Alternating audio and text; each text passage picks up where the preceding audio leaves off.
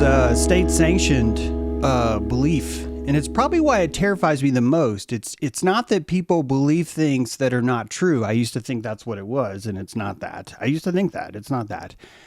What terrifies me is that a force as retarded as I think people would have to be to believe in a government gets to output a kind of belief system. And I've seen some of the stuff they come up with. Right? Like, I've just seen that. That's all. Thank you, Polly. I was just like, I wonder if this sounds good. And Polly's like, you know what? James is probably wondering if this sounds good. And she did that with 7 second, probably like a 6 second bandwidth latency. Probably. There's latency. Welcome to the latency. It's Monday. And so, yeah, I feel very invigorated. I feel like I have a purpose in life. I feel like the world wants me to do this. And I'm psyched because I've been reading about some virgins. I've been reading up on some virgins. There's a lot of cool stuff. I was going to do a show called Cornelia Didn't Kill Herself. And then I saw an opportunity to share with you some of the most beautiful poetry that personally I think has ever been written. I mean that.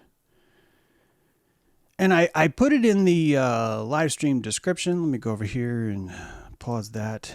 By the way, I don't know if the bandwidth if our bandwidth problems is fixed. If it's a problem, I will upload a HD version later. But it's always good to know. So if that does come up, let me know. Hopefully we're past all those issues and that my area has been corrected. But with that, let's just get some poetry out of the way. A lot of you guys are like, I don't want to say poetry. Don't you dare fucking read poetry. And you don't even know what's coming. She said, there is no reason, and the truth is plain to see, that I wandered through my playing cards, think about the tarot, and could not let her be. No. One of 16 Vestal Virgins who was leaving for the coast. And although my eyes were open, they might just as well have been closed. And so it was.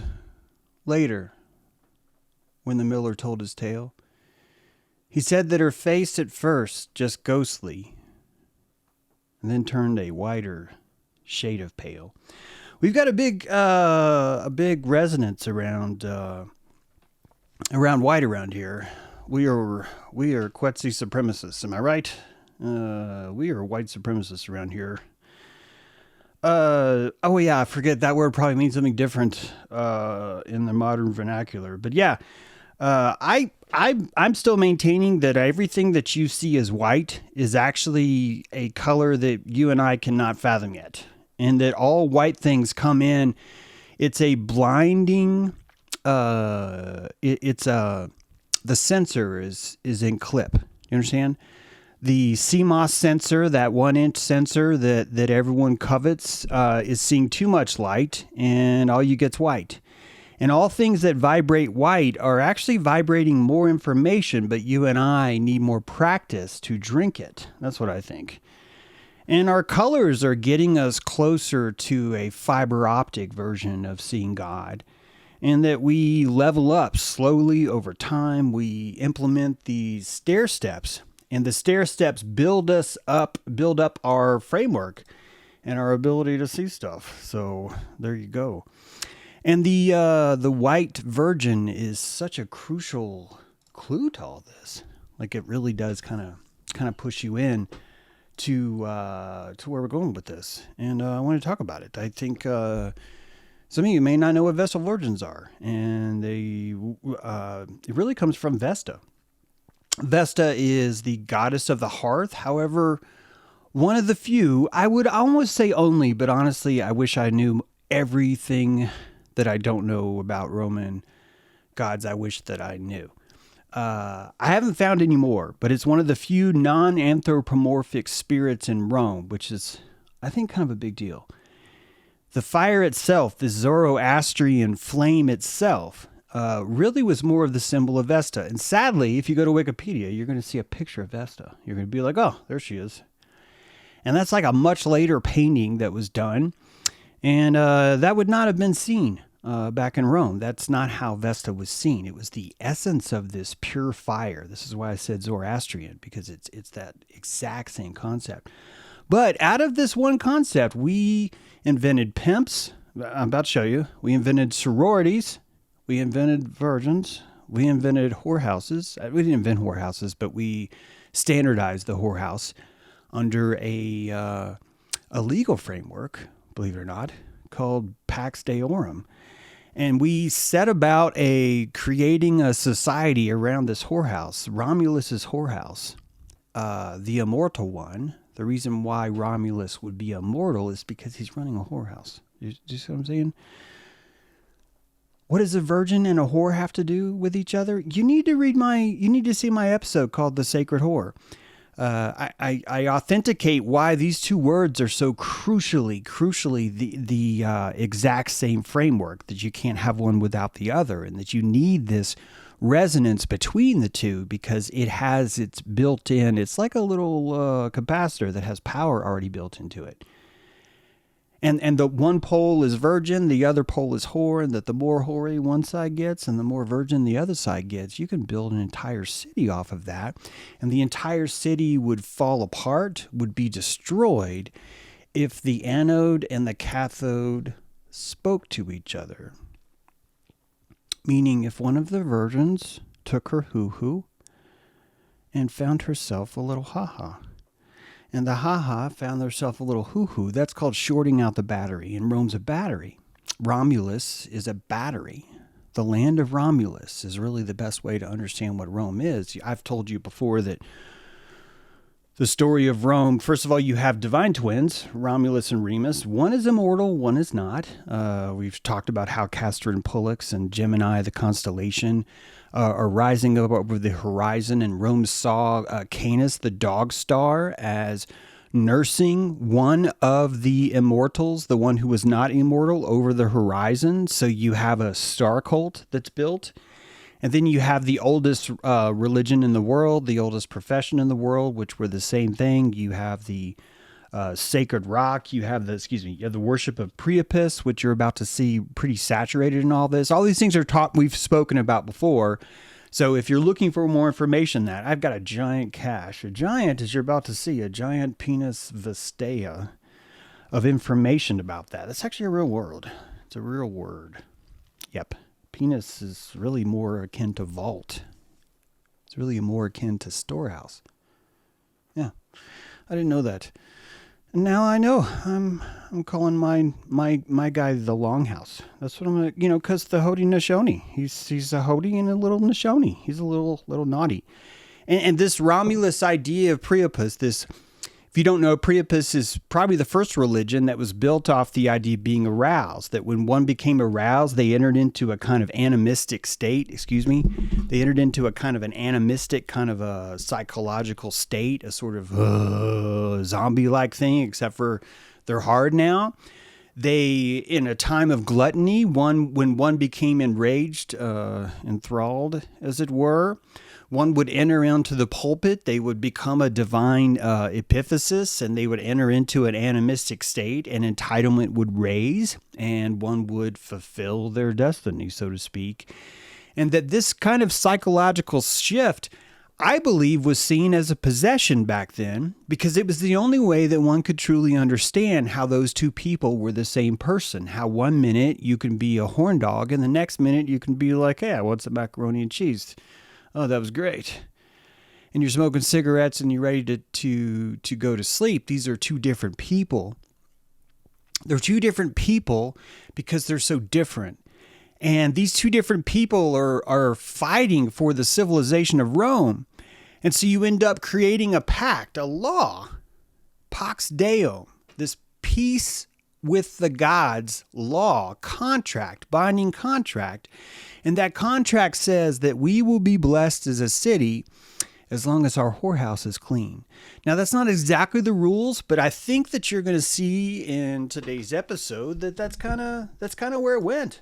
That's kind of where it went. First of all, Friday, I really wanted to show this side. The Kabbalistic seven eyes could be seen as the holes in your head. that these holes would be seen as the eyes. I should have got to that, but we had needed to do a fundraiser drive, and I really think it paid off, so I'm glad. Zacharias stone with 7 eyes. Another concept of this same thing. Keep in mind, this was a fetish for 7s, that we were putting things in 7s before 7 should even be there. Even Isaac Newton did this. Even Isaac Newton was like, yeah, there's 7 colors. We just can't see them. I mean, dude. Talk about some torque, right? I mean, that's amazing.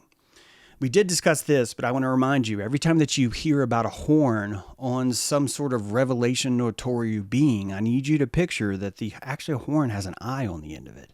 It's very important.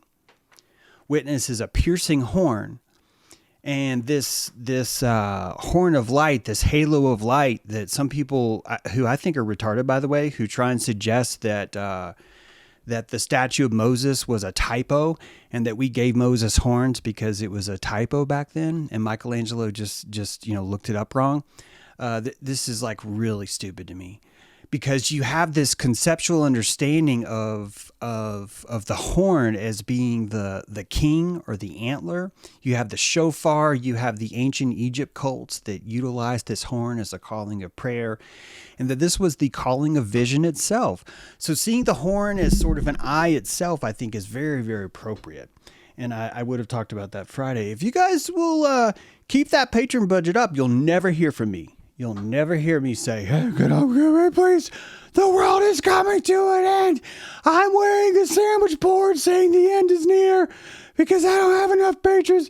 And if we just keep that up, I won't do that again. And I know I probably have to. It's an NPR thing. We got to say hello. Say hello to this new tote bag. This tote bag is specially for you. You can walk into the co-op with this tote bag, and people will say, I don't like you. I don't like how that guy talks about certain things. Other things are okay, but some things are just way off base. This guy suggests that maybe putting dog poop in a plastic bag and insisting that dogs are not indigenous after they've been here for 6,000 years is sort of like mental gymnastics, and those people are fucking crazy. And now, James, you're pro dogs pooping everywhere. However, you want dogs to poop in the forest, James? And I'm just like, yeah, I'm not going to lie to you. I'm not going to lie. I think it's one of the most insulting things you could do to a dog. Most of you keep your dogs in. James, why are you doing this? I don't know. I'm isolating my audience. I'm creating surgical isolation from my audience, but I just have to say this, guys. If any one of you looked at the feelings of your dog when you put that poop inside a bag and then take it home and then put it in the trash can, like, what is the point of him even eating? Why is he here? Don't you see how insulting this is? This is literally his only form of social media. It's the only form that he has. And we're like, you need to bob those tongues. You need to bob your dog's tongue. That for some reason we become more environmental the day that we put poop inside a plastic bag and then send it to a landfill. Then people are like, James, those bags are biodegradable, so you don't get to complain that they'll be around forever. And I'm going to tell you something. I want you to take some dog poop, put it in a bag, and put it in your driveway, and I want you to count how many fucking years that bag's going to be there when you walk out outside and look at it. Now, I get it. This is all over the place, right? I mean, you've got a yard, you tend it, that's your property, right? I get it. There's many sides. We need a Pax Deorum here. We need a sacred virgin heart cult, or else we're going to go fucking mad. We're going to tear each other apart. We're not going to be able to enjoy the lyrics of he said that her face at first just ghostly and then turned a whiter shade of pale. James, why are you doing this? I don't know. I haven't even started, and I actually got a lot to do. We got a lot to cover here. We went over that fun. We went over Seraphim Friday. Talk about the 4 living creatures and the circle of bicentennials, and now we get to Pax Deorum. Though usually translated into English as peace, was a compact or a bargain or agreement with the gods. This is a one-way contract, meaning that the gods weren't going to act first. You had to prepare yourself first. You had to be the ones that are like, look, if you fuck up, it's your fault. And if God gets mad at you, it's your fault. It's a one-sided contract with an organization that gives you zero clarity. It's kind of like the IRS. Where you're just like, what do you mean I owe you 45% of my resources? Yeah, you owe us 45% of your resources. I'm like, well, how much is that? And they're like, we don't know. You have to tell us. You have to tell us. We never have to confirm. We never have to tell you this is right. We get to tell you it's wrong for up to 7 years afterwards at any point in time. We get to audit you and will. And this is a Pax Deorum. It's the same fucking arrangement. It's a one-sided arrangement. And do you know why one-sided arrangement works? Because one side is holding the weaker position. And when Romulus had a long house. You know what I'm saying? That dude had to have it going on to be the center of such a powerful whorehouse on the Palatine Hill. And that whorehouse was so well run, had so much charisma, had the best bands, had the best sinew stringed instruments, had the finest ladies around, the finest sorority around. That's gonna be worth something. It's gonna be worth a village, and you're gonna form this state, and this state's gonna have this sacred sense of rules. And before a state's formed, you're gonna be formed around the convenience store of the town. You know what I mean? That the moment a convenience store enters a town that has one, this becomes sort of a town hall. It becomes a central place where people locate and produce commerce. And so when you look at what the birth of Rome really is, look, we're just gonna create a whorehouse and we're gonna let people come around and hang out with that. And so you end up worshiping this Vesta, this spirit of the eternal flame, this spirit of sanctity and preservation. And what is the sanctity based on? It's based on a whorehouse. The sanctity of a whorehouse. Now, if this is strong enough to start an entire city, one of the largest cities anyone's ever known, then the fact that they invented the sorority should be fitting to this. It's giving you some pretty big clues about what's going on. So the Temple of Vesta itself, one of the oldest known buildings in Rome, you'll see it's been burnt down several times. Women are really not good firekeepers, not going to lie to you. Wow, I'm probably really isolating the audience now. Now I've isolated the dog poopers, and now I've said that all women set fires a lot. But man, this thing burned down a lot, I'll just say. And it's funny for something that's supposed to be a holy, sacred contract between one and the other. But the penus Vestae, Rome's hidden sanctuary, was part of this Temple of Vesta. So I told you that Vesta herself is basically the fire. And the rounded temple, this Tholan type shaped temple that you see, is pretty unique in Rome, especially when it comes to divine architecture. And that these 20 columns bordered this circular structure that was pretty small, pretty tall, and that inside of this a sacred fire was kept. But what's really interesting, what most people I think don't know, is that inside of this sacred building there's a hidden chamber. And you might be wondering why we don't see the hidden chamber. And I'm going to give you a hint. It's because it was hidden. It was hidden so well that history doesn't even know where it was. And this hidden room that was inside this sacred Vestal Virgins house. Keep in mind, the only people getting inside this house are Romulus himself, a role called Pontifex Maximus or something. We'll get to that. And then the virgins themselves.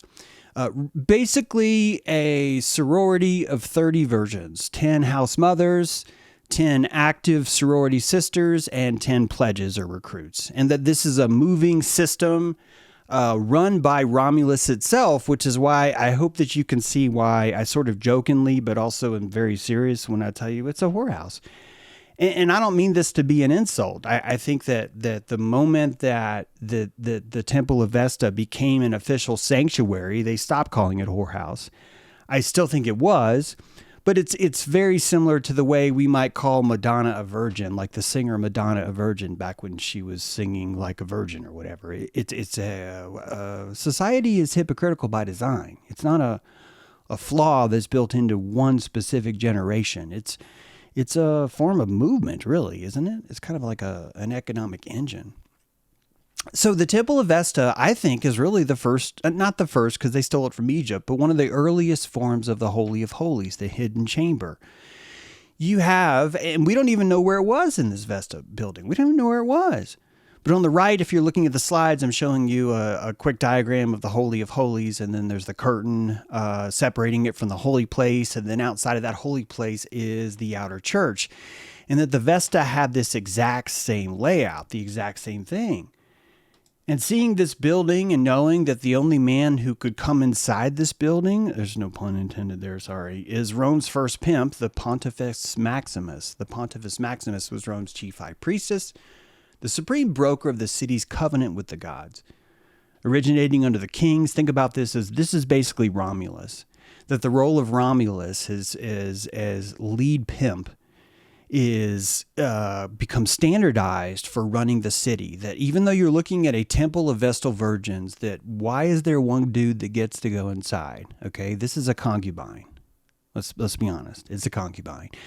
And it's very easy to see that this would be a concubine itself of Romulus himself, of the first king of Rome. Even if Romulus is mythic, the idea is that the first king who was called Romulus, the first warlord that had a really popular whorehouse, would be the only one who was allowed to go into this chamber, and that this sacred whorehouse was the hearth of the city. Do you see what I mean? This is the birth of civilization itself, which is where you're going. I'm going to go to that place on Palatine Hill. The Romulus is, it's like Porky's, right? It's like an ancient archaic form of Porky's.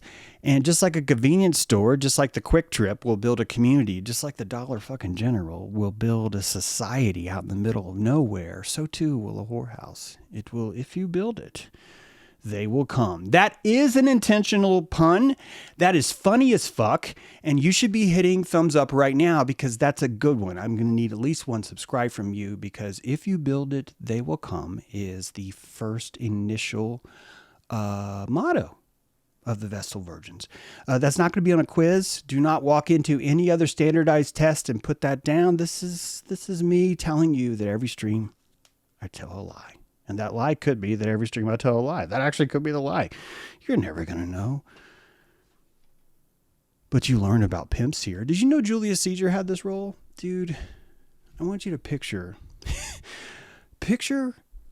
you're living in Rome, and you reach a certain status to where you were allowed to move in next to the Vestal Virgins. You put your own house there, right in the middle of their campus, literally in between where they go to get firewood and where they come back and giggle and unceremoniously accidentally set the place on fire over and over again. Caesar was like, I want to be close, but I don't want to like actually have my house attached to them because they're probably going to set it on fire.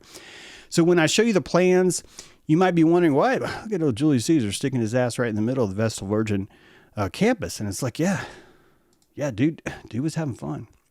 We'll get there, though, first, because I want you to really sink home this idea of the Rome's first sorority house.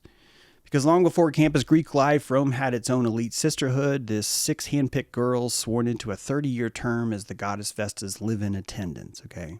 This is your first sorority. And their job was they made salt, they made bread, they gathered wood, they burnt down the place a lot, all these things. And that this really is the birth of this atrium. Vesta itself was a specific part of campus, a sorority house, as it were, where the Vestal Virgins lived. So all these things are still echoing in today's time. Romulus himself, like the original Porky's, is still here. And it's echoing through all these other places, which is why you end up with imagery like this, right? Which we've talked about many times here, but still, it's so important. That if you really want to look at the birth of Rome, if you really want to look at the birth of any civilization, to be fair, any Western civilization, maybe, I don't know. It's a good question. I'm having a conversation internally with myself. I'm thinking, do Mississippian cultures build their society around whorehouses? Did the Cherokee? Did the Iroquois? The part of me that loves Turtle Island kind of wants to tell you, no, that didn't happen. And honestly, I don't know. I just don't know. Have I seen evidence of this? No. But there's also no evidence that there's a penus Vestae. Literally, the word penis is inside the Vestal Virgin's house, and no one knows where it is. No one has any historical accurate idea of where this was. This secret chamber held the laws of Rome. It held the city's most prized relics, things that they believed went all the way back to Troy. The bones of their patriarch, so to speak, but the bones of the city's patriarch itself were kept inside this sacred virgin temple. And the chicks were always setting the place on fire. I mean, accidentally, allegedly. Looking at you ladies, let's be honest. If you were living in that time and Romulus pissed you off, you might set a fire. Might be your only form of feedback. Could be. I don't know how it works. So this is a good question. Something we could talk about today in Dojo if you want to come to that. If you join Patreon, today's Dojo is free. Patron's free. Today's free because of all the people that came on board. But we could argue about it today in Dojo if you want to come. We'll be starting it right after the stream. So this we've already spoken about the loop itself, this lupine, that a she-wolf was really the word for whore back then, which is another huge clue that the very birth of Rome itself was built off this sex trade, Priapusian, that's interesting, Priapus sex trade. And the first sorority itself was the Flaming House of Vespa, was this building. Here's some relics of what it actually looked like, some of the plans. It had an open hole in the roof where the smoke could come out. And to be fair to the Romans, they had to keep a fire there like 24 hours a day. Okay, so if the fire came out, they could relight the fire. It was still considered a major faux pas, obviously, but they couldn't use borrowed fire. This sounds really cruel. I shouldn't say that, but it's just imagine a bunch of sorority girls trying to make a fire, and the whole city depends on the sanctity of that. It's probably didn't want it to happen a lot. And the Pontifex Maximus probably had a lot more to say about these kind of things. And isn't it interesting that the Temple of Delphi had this exact same kind of layout? It really did. Had this exact same kind of conceptual layout. It's a machine. It's a machine that operated in some way. I hope you guys are enjoying the jokes. I'm being a little bit matricidal. I don't know the words. Just trying to have some fun. Here's a picture of the campus, though. Here's the Temple of Vesta right here on the right. Little small building. Here's all the sorority house for them. Kept their wood in here. You know what I mean? Kept their wood. There's another pun, maybe. But you know, they lived here. They grew up here. They saw visitors here, so to speak. I want you to ask yourself, James, why do they need so much room for 30? It's like, yeah, I think this is a historically whitewashed form of history. But another big thing I want you to see is that Vespa was here first, and then look where Temple of Caesar is. And these temples used to be houses. Used to be Caesar was like, fuck, I'm going to live next to the virgins. I'm going to watch them carry wood. There's another pun, I guess. I didn't mean that one, though. It's hard to tell if I mean these things because subconsciously, a lot of things are talking about it, and we are talking about this. But yeah, so notice it's the only round building. It's the only one.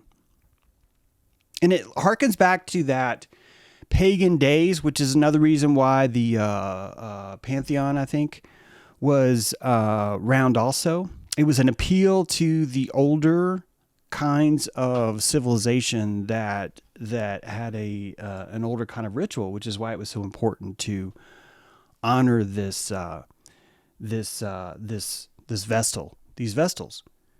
Vesta was the Roman goddess of the hearth, home, and family, as I said, which I think is really remarkably similar to how Aztec culture did this. Remember that every 52 years, the entire country of Mexico was expected to put its fires out and to walk around in the dark for 3 or 4 or 5 days. And that these days that don't count are a purposely movement. It goes, if you remember correctly, I think it went from deer to crocodile to reed, right? And then the wind. And there's this movement between 5 different signs. And that movement is the psychic reset or the defragmentation of the society's brain. If you start to think about a civilization itself as a microorganism, then people plug into the microorganism and they're able to parasitically live off of it. I would say that if you are looking for someone else to see your work, which I am all the time, I parasitically have a relationship, a symbiotic relationship with an audience. I think we need to start looking at parasitic a little bit different. I just think because people are selfish with their energy, and I just mean this because we haven't learned how to economize it more, and that as we learn to economize our energy, we'll become more generous with our energy. When you have a generous energy, I think you'll find that the word parasite doesn't exist anymore. I think you'll find that you end up with a symbiotic relationship. Some of you are Greenland sharks, and honestly, you've got parasitic worms living in your eyes, and you're wandering around for 600 years underneath the deep. You're about 40 feet long. You've seen more history than anyone alive on Earth, and you can't even use your eyes, and that we utilize the Greenland shark to prove how dangerous parasites are. And I would argue with you that maybe the Greenland shark is sick of seeing the world. And that maybe the parasitic relationship he has developed with these worms that eat his retinas for food is actually a symbiotic relationship. This dude's 600 years old. We don't know these things. You and I, if we could live for 600 years, may decide that our eyes are pretty distracting. We may decide that we want to go back into a world where we pucker our lips to see the world like the Mexican fish that has no eyes. You and I are not here to judge the Greenland shark. We're just here to make fun of women that can't keep fires going, right? Let's do it again. So I think we've actually covered this one, but these virgins were the direct conduit between the peace of the village and the gods themselves. Became a bridge of purity. The moment that the town failed, that something happened in the town, the Vestal Virgins would be used as a kind of scapegoat, that they could be questioned, and that their confidence, their ability, their immune system, the Vestal Virgin sorority's immune system, would have to endure the psychic attack of people that are having a rough day, that are saying maybe the Vestal Virgin did it. Vestal Virgins, if they were ever to break their covenant with the gods, would be committing treason against the city. And this would be exactly the same as if you lived in a concubine under King Romulus and you were to have sex with someone without his permission. You would be committing treason against him, which is why I think it's just so easy to see how Rome was just built on a whorehouse itself. So you've established a relationship now inside a machinery where people who fear that they do not have the favor of God can now come into a tent, a revivalist whorehouse, and seek the pranic warmth of the hearth of Vespa, of the fire of Vespa, to save calories. They're jacking into the torque of the belief, and everyone believes, hey, look how clean the virgins are today as they wandered out through their procession through the street. It's going to be a good day in Rome. And the second that one saw or heard a rumor or something was spread that had something to do with that, the way to fix the city would be to go fix the virgin. This is a form of pharmacos, isn't it? Word we talk about here a lot.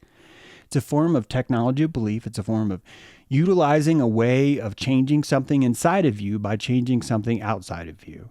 And the only way that you could change something inside of you this is what I mean by holographic medicine, is by changing something outside of you is by first investing in this thing that's outside of you and giving it all of your association. So this is showing you a crucial parasitic symbiotic relationship between man and Rome. That this gave us enough juice to where we could survive and bring us where we are today. So thank God for the whorehouse, right? I mean, thank God for this concept of secrets. That the secrecy of virginity was protecting the secrecy of the relics of Rome that may or may not even be there. To me, this is the biggie.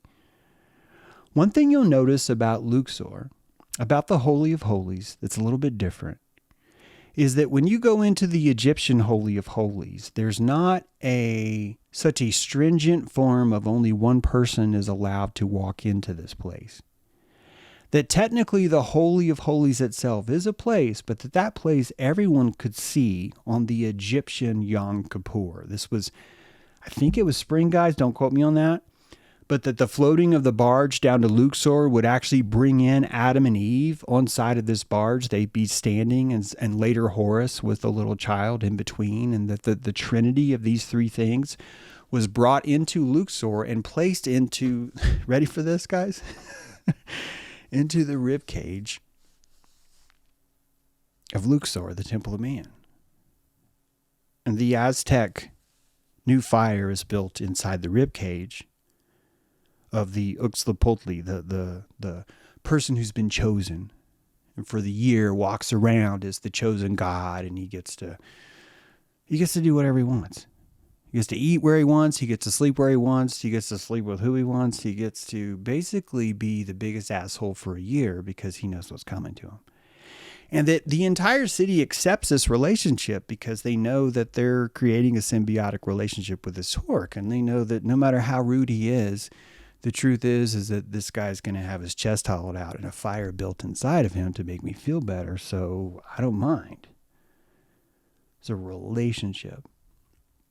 So the Vestal Virgins, even though you could argue were sort of a danger because these are volitional women that have the ability to bring down an entire village, were actually more placed in the mercy seat or the hood ornament of everything that would happen in the world.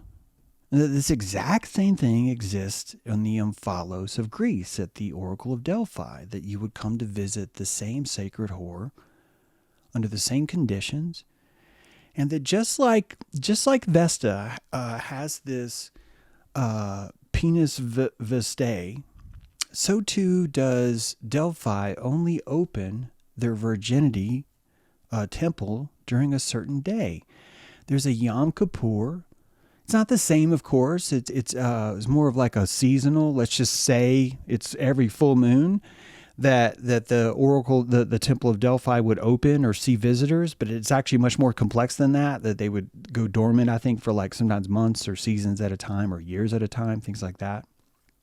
But that the idea of cloistering the oracle is very important. It's very important.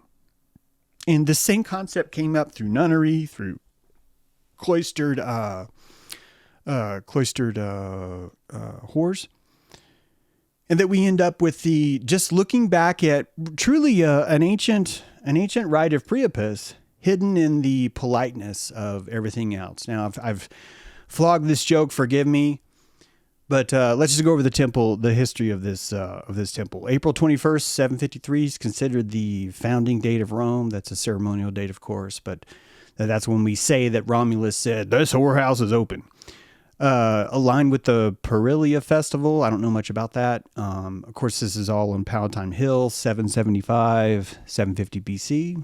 Then you have the first king, like the first non-Romulus king, King Pompilius, credited with founding the official Temple of Vesta and the Vestal Virgins. And you could even see how this would make sense, that King Romulus is dead, his concubines, that whole system has been bequeathed to the next heir.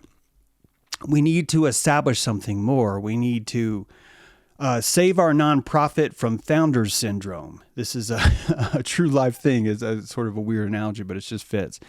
But that our founder is gone, so we want to protect this nonprofit that he's established. So we need to recreate what he has, but in a more official capacity that can be monitored by a committee. And so Pompilius does just that.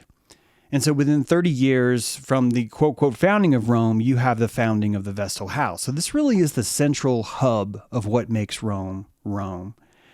And 500 years later, it burnt down.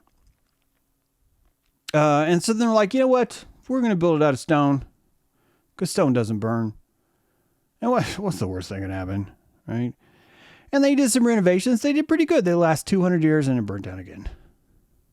This is after Augustus's death. It could be related to some revolts. It's hard to argue that, so we won't blame that on the virgins themselves. But then in 193 CE, another fire during Commodus, and then less than 100 years, another fire again during the reign of or after, eventually built by Diocletian. And then finally in 394 CE, the sacred flame was dissolved. And ultimately, when you consider that the sacred relationship between sexuality and God is no longer here to keep our city alive, you have simply moved out of the lowest chakra. You've moved out, and I don't even mean this in disparaging. I mean, it'd be great to go back, but the Muladhara is no longer able to be the center of your cosmology. You need a different kind of cosmology. Now, I believe that abstention is probably the biggest revolution that existed in Rome. That abstaining from the Temple Virgins was one of the most rebellious acts that you could make. I have trouble explaining this, though, because right now we're living in a truth environment where people just like to make up stuff that's kind of insane, that's kind of crazy. One of those things is this idea that Jesus was a pedophile because he was seen with a young boy in ceremonial linen. And this ceremonial linen is one of the oldest Egyptian rituals that definitely went through into Greece and definitely went through into Rome. And the Vestal Virgins themselves had too, which is wrapping themselves in this linen itself. It's a symbol of purity. Not only that, for whatever reason, the young boy was always a crucial part of almost every ritual because it was the hierophantry that was leading you through the darkness. See, in Rome, kids were allowed to say all kinds of shit. Like, you would set up a child to walk into a party and start to insult people around. They could do that. They could say some of the most lewdest things in the world. And you see a little bit of this now on TikTok and stuff like that, where, a child star will become a star, I guess, or whatever that word is, because they're using cuss words or they're saying certain things. This was a huge form of social control in Rome. So these hierophants, these younglings, were a ritualistic tool. Pretty much every ritual that you're going to find in Rome, Greece, even probably in Egypt is going to involve someone who is a symbol of sanctity, of innocence, but also the eye or the ever-present spirit of God itself. So you end up with these things. I'm getting off track here because what I'm trying to say to you is that in a city that was built on a whorehouse, in a city that implemented a monthly sex ritual that mostly involved just free gang rape, it truly did. I think we've whitewashed a lot of what was actually happening during Roman times because, quite frankly, we're just ashamed of it. This is why I say if you want to know what's in the Vatican's basement, it's probably sex toys. It's probably some of the most ancient dildo artifacts that you've ever seen. And they're stuck with them. What do? You're supposed to be the tenant of the ancient mythology of your religion, and here you have all these ancient rites. Imagine you being the one that found the penus Vestae, the sacred chamber. As a virgin, you've been brought up, you've been chosen, you've learned all the lessons, you're following through on all your nunnery lessons, and you've finally reached the point where you're allowed to enter into the sacred chamber, and you walk in there and there's just a giant dildo there. It's probably a stalactite or a, believe it or not, an opalized cephalopod. Like a shape that's washed up on the beach that looks like a phallus. And that these things were found and they were like, oh my God, this is a sign from God and Aphrodite and all the other stuff. And that this is really all it would take to make it into this sort of sacred chamber and be stored. This is why the bones of the patriarchy were probably the first concept of what we would put inside a tabernacle, and that the bones of the patriarchy was replaced with the rod of Aaron. There's the Priapus again, and the two stones, the two balls of Aaron, because that's really the same thing as a genetic copy of bone. It's the same thing as like the DNA is stored. This is the power of the pulpit itself, right? Where we're putting religious artifacts or bone fragments inside a modern American church, Catholic church, and not telling anyone. You think I'm making that up? Like any self-respecting Catholic church is going to appeal to the church for some form of holy relic, and their ability to politicize or to send the right alms is going to be directly reflected by how powerful their sacred relic is going to be. Do you want a thigh bone? Because your church isn't big enough. I'll give you a fingernail. I'll give you a lock of hair from someone who we claim is this. And you will put it in your pulpit. You will put it in your pulpit the same way that Vesta would have this sacred chamber, the same way the Holy of Holies would be a secret place that only one high priestess gets to enter into one day every year, the same way that in the Temple of Luxor you have the chamber of the heart open to the public so Adam, Eve, and Horus could stand guard amid probably some of the most beautiful flower displays that you've ever seen.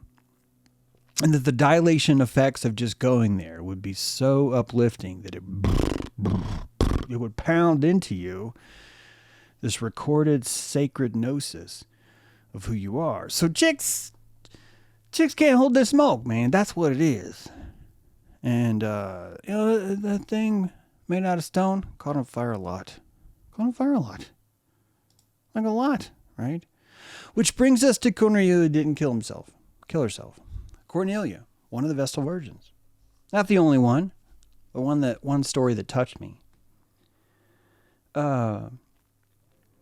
Rumor is she was promiscuous. I have to say rumor because no one's really disputing that she's promiscuous, but also no one's talking about where the penus Vestae is. I think that it was too expensive to consider that she would not have been promiscuous. So she's found guilty, and she's considered the pharmakos of Rome. She's declared the pharmakos of Rome, that the gods are angry at us because of Cornelia, because of what Cornelia did, that she's the one that did this. And so what did they do? They put Cornelia in a cell. They put her in a cell because they couldn't hurt her. They couldn't hurt her because she's the Vestal Virgin. So how do you punish a Vestal Virgin that you couldn't hurt? How do you do that? And that's where Pontiff Maximus comes in. That's where the pimp daddy comes in. The pimp is required to bitch slap his whore. I'm sorry, but that's just literally what happens. And how do you bitch slap a divine whore? You bury her alive. You don't strangle her. You don't strangle her. You don't stone her. You bury her alive. You don't push her off the hill, right? Those are all pretty popular forms of punishment. You don't do that. You bury her alive. But you can't be the one that's suffocating her, because then you'd be committing a violation against Pax Deorum, right? So you can't really bury her alive. You have to build a room for her. You have to build a chamber for her. And inside the chamber, you're going to feed her, you're going to put water, you're going to give her all the Vestal Virgin things that she's used to. And then you're just going to bury the building, that's all. Problem solved. You're just going to bury the building. Because if you bury the building, you're not actually hurting her. You're just burying the building. And you're burying the building because it's covered in shame and you want to fix that and you're composting that shame. And so we developed a way of torturing someone by insisting that we're being holy. And this is some of the most creative things we've ever done. We're still just this creative today. And I couldn't help but think about Epstein. I want you to consider all the similarities here, that Cornelia was a Vestal Virgin. Epstein was the Romulus. He was the supposed pimp of all these. That he was almost the anti-Vestal Virgin. And that society itself, Rome itself, America itself decided that the deep state and all the bad things that America has ever done to any other nation and all the bad things that we do now and all the evilness of the government could be found and traced into this man's conviction. And instead of convicting him, he disappeared. He disappeared. Some of you say he died in a cell. I don't know that. I don't know shit. But I understand that we like to pretend that we know. So we will say, and then he was killed in a cell. Then the idea is that he hung himself, or the idea is that he didn't hung himself. But we all agree that he's the one and that he's dead now. And that this gives us a baptism of cleanliness, and it's all bullshit. It's the same kind of bullshit as if you were to bury Cornelia and pretend that your hands are somehow clean because you buried the building that you put her in. And that in my mind, Epstein and Cornelia are exactly the same because both of them, no one really gave a shit exactly what they personally did. It was always about how what they did caused all these other cause and effects that frankly makes them into gods, that gives them more power than anyone else in the world. It's kind of like how Nick Fuentes and Charlie Kirk both think that they hate each other when both of them are insisting that Israel is the only reason why America can't behave better. That we as a country could behave better if only Israel would first. And yet you have one that loves Israel and one sits penis in his mouth like Charlie Kirk, and then you have the other that hates Israel and that wants to stick other penises inside of its mouth, and that these are the same thing. This is the same form of worship. This is why I tell you that be careful of who you hate, because you're worshiping that, and maybe you should worship it. What you hate is showing you a compass of where your power is. If we're giving our power to Israel, I think it's the same thing we were doing when we gave our power to Cornelia.